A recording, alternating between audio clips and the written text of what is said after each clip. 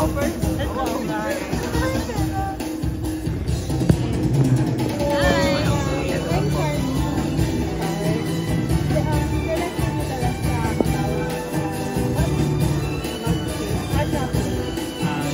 Yung play ay tungkol siya sa relationship ng nanay at anak at tungkol sa responsibility at yung hangganan ng pagmamahal natin sa ating pamilya. And bakit si Angelica yung napili to play Kasi si Direk Connie yung sasagot. So, nag-audition po ako nun. Sobrang opportune lang nung time na nakita namin siya while watching a play lang din sa Ateneo yun. Tapos, sakto yung age. I think sakto yung age. Tapos, I think naghahanap din si Angelica ng oras niya kung kailan ba siya babalik ulit sa pag-arte. Tapos, si Direk Andoy actually ang kasama din namin maghikayat sa kanya na itry yung Virgin Love Fest because it's a shorter term lang. Yan, dalawa lang din silang actors. Tapos, maganda siyang opening to try theater. Yun. So, what made you say yes to this project? Siguro for me, yung VLF, mas hindi siya overwhelming compared sa ibang mga two-act plays na parang uubusin talaga yung lakas mo and paniniwala mo sa sarili mo, di ba? Siguro dito, mas, yun nga, mas pang virgin siya. Yung, siguro dahil ang dami din nyo kasing magkakasama. So, mas iba siguro yung support system. And yun nga, mas maigsi siya. So, parang, yun nga, hindi pa siya ganun ka-overwhelming. And bagay na bagay siya sa mga baguhan. And then nung nag-offer nga sila sa akin, feeling ko talaga, nung nabasa ko talaga yung script, napasabi na lang ako sa asawa ko na, oh no, I think magtatrabaho na ako. Kasi nagustuhan ko talaga siya.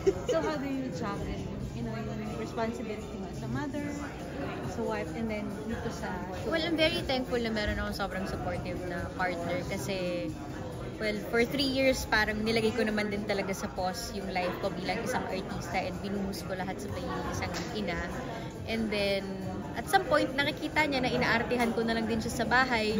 So parang sabi niya na, I think kailangan mo na bumalik ng work kasi kami na yung inaartihan mo. So, yun. Miss Angel, what's the most enjoyable and challenging part of being a theater actress now? Siguro marami ako natututunan na hindi ko akalain na marireach ko before. Talagang ipupush yung limits mo. Matcha-challenge ka talaga sa maraming bagay. And yung since alam naman natin na paulit-ulit mo siyang gagawin,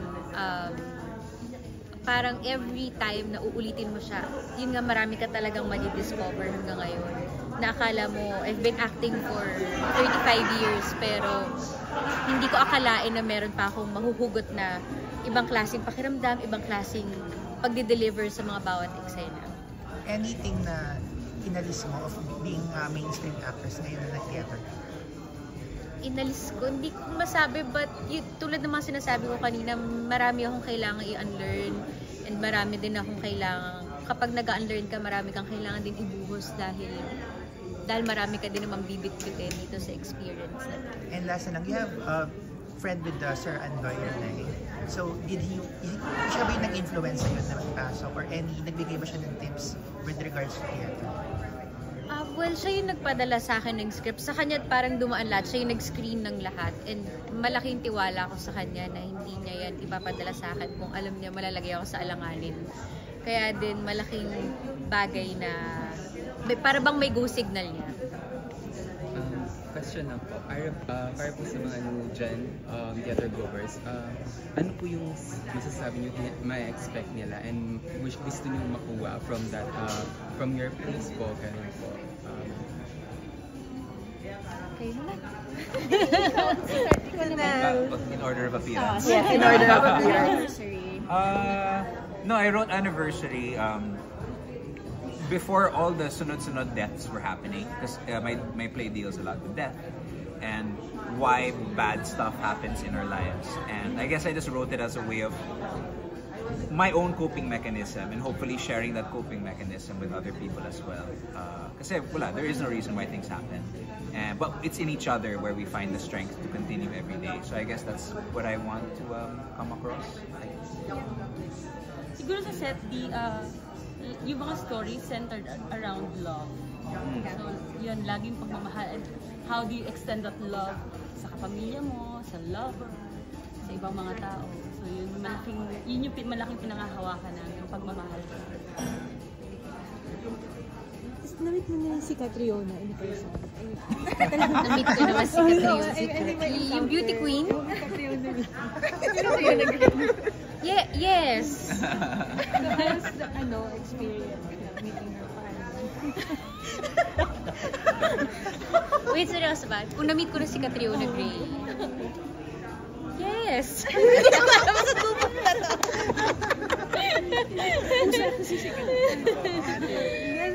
Take away na lang from your character from this film.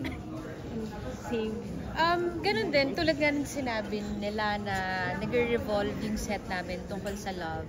Siguro yung sa amin din, mas masusukat kung, especially sa Filipino trait, kung kailan mo, hanggang saan mo ba kayang alagaan at mahalin ng pamilya mo, at kailan mo ba pipiliin naman ang sarili mo.